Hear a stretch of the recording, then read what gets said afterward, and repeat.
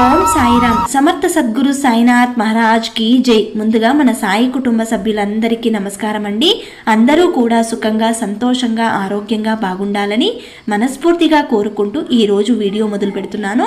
ఇక ఈ రోజు వీడియోలో బాబా గారు ఏం చెప్పబోతున్నారంటే, కొన్ని సంవత్సరాల నుండి ఎదురు చూస్తున్న కళ 21 జులై రేపే గురు పౌర్ణమి. నీ చిరకాల కోరిక నిజమయ్యే రోజు, అస్సలు వదులుకోకు బిడ్డా అని బాబా గారు ఒక చక్కటి సందేశాన్ని మన కోసం తీసుకొచ్చారండి. ఏదైనా సందేశం బాబా గారు ఈ సమయానికి మనకు అందిస్తున్నారు అంటే, ఈ క్షణం మనం ఈ సందేశం వింటున్నాము అన్నా కూడా అది నిజంగా బాబా గారి అనుగ్రహం వల్లనే బాబా గారు మనకు ఈ సందేశాన్ని పంపారు అని అర్థం చేసుకోవాలి.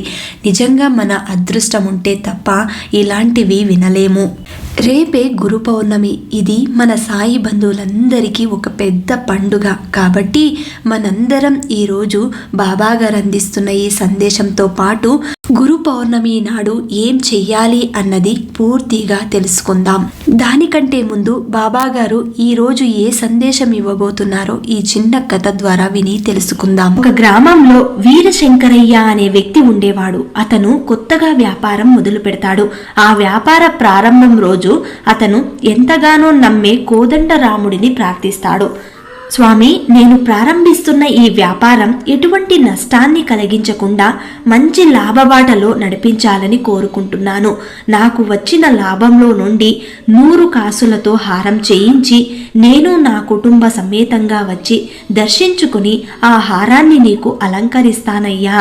నా వ్యాపార విషయంలోనూ నా కుటుంబ విషయంలోనూ నాకు తోడు ఉంటావని నమ్ముతున్నాను అని ఆ భగవంతుణ్ణి ప్రార్థించాడు. అలా ప్రార్థించిన తర్వాత బట్టల వ్యాపారాన్ని మొదలు పెడతాడు వీరశంకరయ్య. వ్యాపారం మొదలు పెట్టిన కొద్ది రోజులకే వీరశంకరయ్యకి చాలా మంచి పేరు వస్తుంది. తన దుకాణం గురించి పక్క ఊరికి కూడా విస్తరిస్తుంది. ప్రజలందరూ వీరశంకరయ్య బట్టల దుకాణంలో బట్టలు కొనుక్కోవడానికి ఎక్కువ మక్కువ చూపేవారు. అందుకు కారణం వీరశంకరయ్య తక్కువ ధరకే నాణ్యమైన బట్టలు ప్రజలకు అందించేవారు. అత్యాశకు పోకుండా సరసమైన ధరలలోనే వ్యాపారం చేసేవాడు. అందువలన అతి కొద్ది రోజులలోనే వీరశంకరయ్య లక్షలకు లక్షలు లాభాలను పొందుతాడు. ఒకరోజు తన భార్య పార్వతి అలాగే తన కొడుకుని పిలిచి ఇలా అంటాడు, ఆ కోదండరాముడి దయవల్ల మన వ్యాపారం చాలా బాగా జరిగి మనం అనుకున్న దానికంటే ఎక్కువ లాభాలు వచ్చాయి. 100 వరహాలతో ఒక హారం తయారు చేయించాను. ఆ కోదండరాముడికి అలంకరించాలి అనుకుంటున్నాను. రేపే మన ప్రయాణం. అందుకు కావలసిన ఏర్పాట్లన్నీ చేయండి అని అంటాడు. అందుకని అతని భార్య పార్వతి ఇలా అంటుంది, మీరు చాలా మంచి పని చేస్తున్నారండి. ఎప్పుడో మన పెళ్ళైన కొత్తలో ఆ కోదండరాముని దర్శనం చేసుకున్నాను. మళ్ళీ ఇంతవరకు నాకు ఆ భాగ్యం కలగలేదు. మనకు కావలసిన ప్రయాణానికి ఏర్పాట్లన్నీ ఇప్పుడే మొదలు పెడతాను అంటుంది చాలా సంతోషంగా. కానీ కొడుకు విష్ణు మాత్రం కొంచెం ఎడముఖంగా పెడముఖంగా అయిష్టంగానే పెడతాడు. అది గమనించిన వీరశంకరయ్య ఇలా అంటాడు, ఏరా అబ్బాయి, దైవ దర్శనానికి వెళ్ళడం నీకు అంత ఇష్టం లేకపోతే, నీకు ఇబ్బందిగా ఉంటే నువ్వేం రానక్కర్లేదు. నేను మీ అమ్మ ఇద్దరు కలిసి వెళ్ళి దర్శనం చేసుకొని ఆ హారాన్ని దేవుడికి సమర్పించి వస్తాము అంటాడు కొడుకుతో. దానికి విష్ణు ఇలా అంటాడు, నాన్న, దేవుడి దర్శనం అంటే నాకు ఇష్టమే, కానీ నేను మీతో వస్తాను, దర్శనం చేసుకుందాం. కానీ పూజలు చేద్దాం, యజ్ఞాలు, హోమాలు, అర్చనలు కూడా చేద్దాం. ఇంకా కావాలంటే ఆ కోదండరాముడి పేరు మీద అన్నదానం కూడా చేద్దాం. కానీ నాకున్న అభ్యంతరం ఏంటంటే, 100 వరహాలు పెట్టి ఆ రాముడికి అవసరమా ఇంత పెద్ద నగ అని అంటాడు. ఆ మాటలకి వీరశంకరయ్యకు చాలా కోపం వచ్చి కొడుకుతో ఇలా అంటాడు, చదివిస్తే ఉన్నమతి పోయింది అని ఒక సామెత ఉంది. ఇలా ఉందిరా నీ తెలివి. ఏ దేవుడి దయ వల్ల అయితే మనం ఈరోజు ఇంత ఆనందంగా ఉన్నామో ఆ దేవుడి రుణం తీర్చుకుందామంటే ఆ దేవుడికి నగలు అనవసరమని మాట్లాడుతున్నావా? ఈ విషయంలో మీ సలహాలు నాకు అవసరం లేదు. నాకు తోచింది నన్ను చెయ్యనివ్వు. అప్పుడు విష్ణు ఇలా అంటాడు, నాన్న, నా ఉద్దేశం ఏంటంటే 100 వరహాలు పెట్టి ఆ హారం తయారు చేయించి దేవుడి మెడలో వేయడం కంటే కష్టాల్లో ఉన్న పేదవారికి సహాయం చేయడం చాలా గొప్ప విషయం. నువ్వు వేసిన ఆహారం వల్ల దేవుడు ఎంత అందంగా కనిపిస్తాడో నాకు తెలియదు, కానీ నువ్వు చేసిన సహాయం వల్ల పేదవారు ఎంతో ఆనందిస్తారు. వారందరి ఆశీర్వాదం నీకు దొరుకుతుంది నాన్న. ఇక నీ పనికి మాలిన సలహాలు కట్టిపెట్రా. నువ్వు కష్టపడి సంపాదించి ఆ డబ్బుతో నీ ఇష్టం వచ్చినట్టు చేసుకో అని తండ్రి వీరశంకరయ్య అంటాడు. అప్పుడు నేను నీకు అడ్డు చెప్పను, ఇప్పుడు నువ్వు నాకు అడ్డుపడకు. తండ్రి కొడుకుల వాదాన్ని అలా కొయ్యబారిపోయి చూస్తూ ఉంటుంది పార్వతి. వీరశంకరయ్య పార్వతి వైపు చూసి ఇలా అంటాడు, నువ్వేంటి అలా పందిరి గుంతలా నిలబడిపోయినావు? మరి కాసేపు ఆగితే రోజూ చేసే ఆ పూజ కూడా వద్దంటాడు. వెళ్ళి మన ప్రయాణానికి ఏర్పాట్లు చూడు అని అక్కడి నుండి వెళ్ళిపోతాడు వీరశంకరయ్య. ఇక పార్వతి కూడా తన పనుల్లో మునిగిపోతుంది. విష్ణు ఇక ఒంటరిగా అలాగే ఆలోచిస్తూ ఉండిపోతాడు. ఇక తను అనుకున్న దాని ప్రకారమే కోదండరాముడి మొక్కు చెల్లించాలని 100 బంగారు కాసులతో హారం చేయించి భార్యతో సహా ప్రయాణం కావడానికి ముహూర్తం నిశ్చయించుకుంటాడు వీరశంకరయ్య. తెల్లవారితే ప్రయాణం అనగా ఆ రాత్రి అందరూ పడుకుని నిద్రపోతూ ఉండగా వారి ఇంట్లో దొంగలు పడి ప్రయాణానికి సర్దుకున్న పెట్టె కాస్త ఎత్తుకుపోతారు. ఇక మరుసటి రోజు వీరశంకరయ్య తన భార్య పార్వతి పొద్దున్నే నిద్రలేచి చూసేసరికి ప్రయాణానికి సిద్ధం చేసిన పెట్టె కనబడదు. కొడుకు విష్ణుతో కలిసి అందరూ ఆ పెట్టె కోసం ఇల్లంతా వెతుకుతారు. ఎంత వెతికినా కనబడకపోగా పెరటి తలుపులు తెరిచి ఉన్నట్లు తెలిసి దొంగతనం జరిగినట్టు వారికి అర్థమవుతుంది. అప్పుడు వీరశంకరయ్య ఇలా అంటాడు, శుభమా అని దేవుడి దగ్గరికి వెళదామనుకుంటే అపశకునం పలికాడు నీ కొడుకు. కోదండరాముడికి అలంకరించాలి అనుకున్న ఆ హారం కాస్త దొంగల పాలైపోయింది. ఈ అరిష్టం మన కుటుంబానికి ఏ పరిస్థితి తీసుకొస్తుందో ఏంటో. ఇప్పుడు నీ కొడుకు కళ్ళు చల్లబడ్డాయి. ఇక సంతోషంగా ఉండమని చెప్పు వాడిని, కానీ జీవితంలో నేను వాడిని మాట్లాడను అని ఆవేశంగా మాట్లాడి అక్కడి నుండి వెళ్ళిపోతాడు వీరశంకరయ్య. అప్పుడు పార్వతి తన కొడుకుతో ఇలా అంటుంది, ఎందుకురా నాన్నగారి మనసు కష్టపెడుతున్నావు? ఒక్కగానొక్క కొడుకు అని నిన్ను ఎంత గారాబంగా పెంచాంరా. నీకు ఏమన్యాయం చేశాంరా? అయినా సంపాదించే ఈ సంపాదనంతా నీకోసమే కాదు, పోయేటప్పుడు మేమేమైనా మూట కట్టుకుని పోతామా ఏంటి? దేవుడి కోసం చేయించిన ఆహారం పోయింది అంటే ఊర్లో ఎంత అప్రతిష్ట తెలుసా? ఈ సమస్యకు పరిష్కార మార్గం ఏమిటో నాకైతే పాలుపోవడం లేదు అని కొడుకు దగ్గర ఏడుస్తూ పార్వతి కూడా లోపలికి వెళ్ళిపోతుంది. ఇక ఆ దొంగతనం గురించి ఆ ఊర్లో గ్రామ పెద్ద దగ్గర ఫిర్యాదు చేస్తాడు వీరశంకరయ్య. ఆ ఆభరణం పోయినందుకు వీరశంకరయ్య ఎంతో బాధపడతాడు. మళ్ళీ కాసుల బేరం తయారు కావాలి కనుక ప్రయాణం వాయిదా పడుతుంది. ఇక వీరశంకరయ్య తన కొడుకుతో మాట్లాడడం పూర్తిగా మానేస్తాడు. అలా కొన్ని రోజులు గడిచిన తర్వాత ఒక రోజు ఎవరో ఒక వ్యక్తి వచ్చి వీరశంకరయ్యకు ఒక ఉత్తరం ఇస్తాడు. వీరశంకరయ్య ఆ ఉత్తరం తీసుకుని వివరాలు అడిగే లోపే ఆ వ్యక్తి అక్కడి నుండి వెళ్ళిపోతాడు. ఇక వీరశంకరయ్య ఆ ఉత్తరం చదవడం మొదలు పెడతాడు. అందులో ఇలా ఉంటుంది, పూజ్యులైన దాతులైన వీరశంకరయ్యకు తమ దయ వల్ల మా అమ్మాయికి వచ్చే ఆదివారం వివాహం నిశ్చయమైంది. ఈ సందర్భంలో తమరు చేసిన మేలు ఎన్నటికీ మర్చిపోలేము. తమరు వివాహ సమయానికి వచ్చి వధూవరులను ఆశీర్వదించి మమ్మల్ని ఆనందింప చేయాలని కోరుతున్నాము. ఇట్లు సింహాచలం సీతాపురం. ఆ ఉత్తరం చదివిన వీరశంకరయ్య ఆశ్చర్యపోతాడు.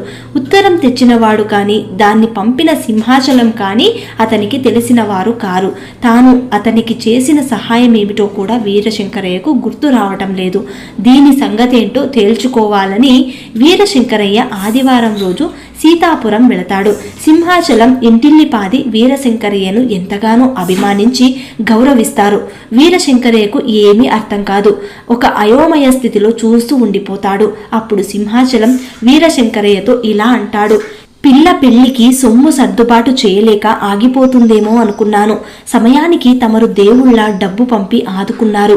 మీరు చేసిన మేలు జన్మ జన్మలకు మరిచిపోలేము. మా కుటుంబమంతా మీకు ఎల్లప్పుడూ రుణపడి ఉంటుంది అని అంటాడు సింహాచలం. అప్పుడు అయోమయంలో నుంచి తేరుకుని వీరశంకరయ్య సింహాచలంతో ఇలా అంటాడు, ఇంతకీ నేను పంపించిన ఆ డబ్బు తీసుకొచ్చిన ఆ వ్యక్తి ఎవరో మీకు తెలుసా? మీకు డబ్బు తెచ్చిన ఆ వ్యక్తి పేరు చెప్పాడా?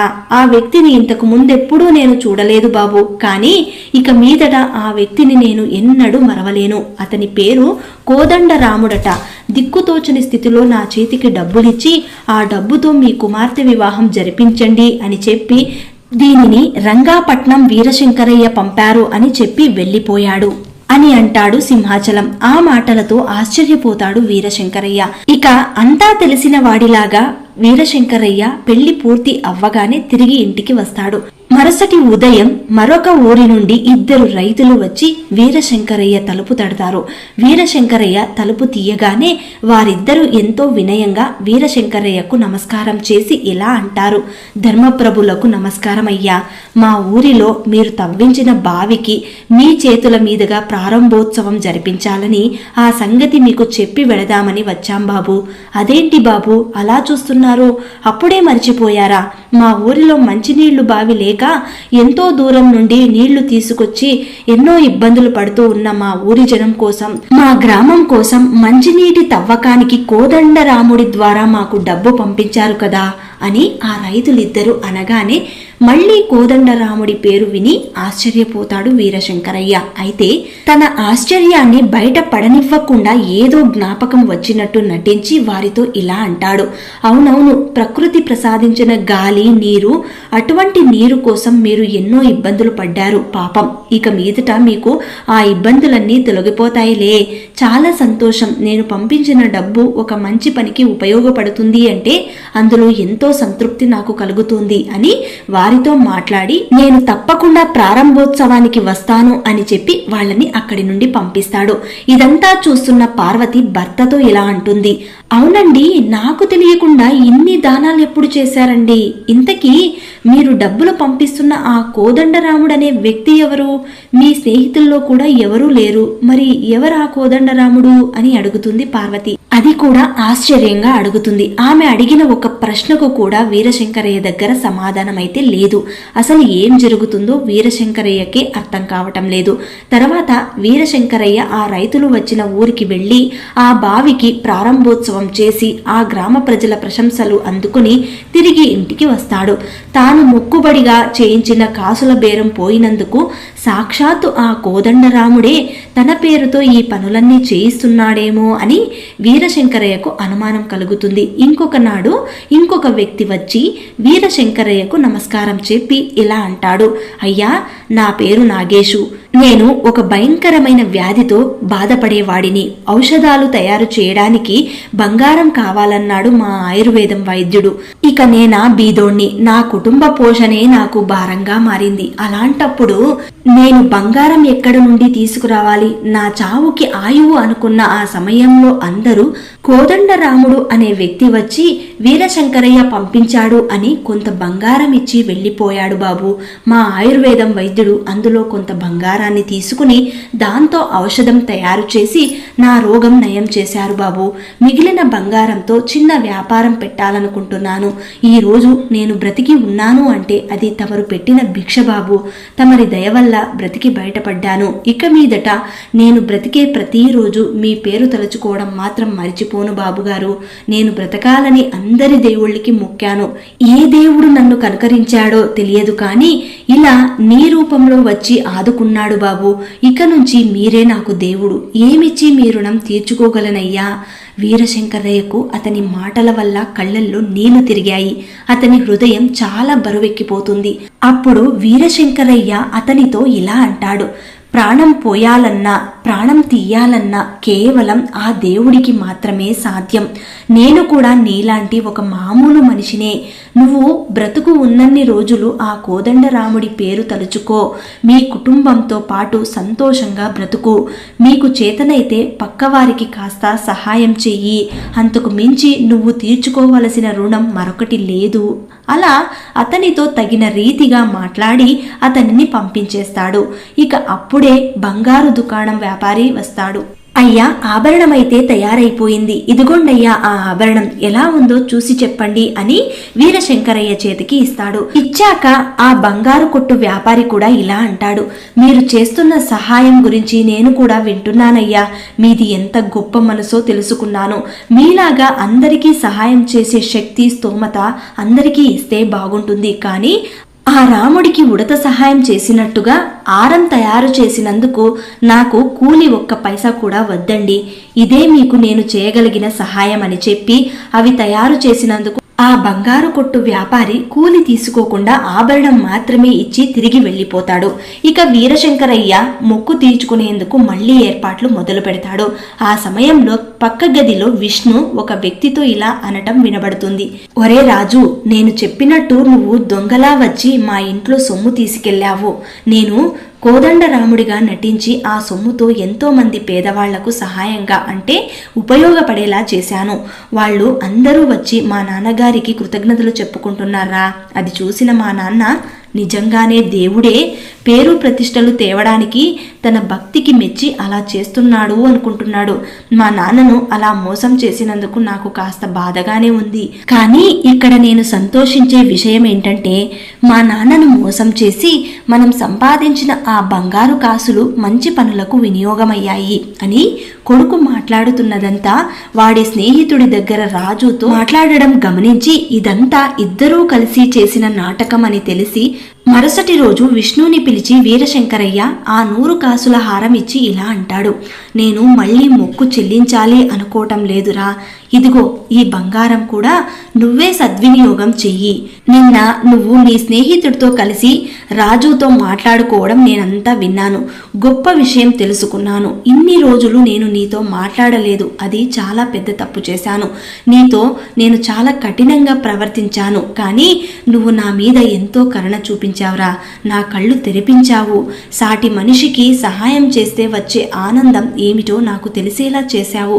కోదండరాముడికి నువ్వు ఇచ్చే కాసులు అందుతాయో లేదో తెలియదు, కానీ మీరు చేసిన మంచి పనులు నా మనసుకి ఆనందాన్ని, సంతోషాన్ని, సంతృప్తిని కలిగించాయి అంటూ వీరశంకరయ్య స్వతహాగా సంస్కారవంతుడైన తన తండ్రిలో మార్పుకు విష్ణు కూడా ఎంతో సంతోషిస్తాడు.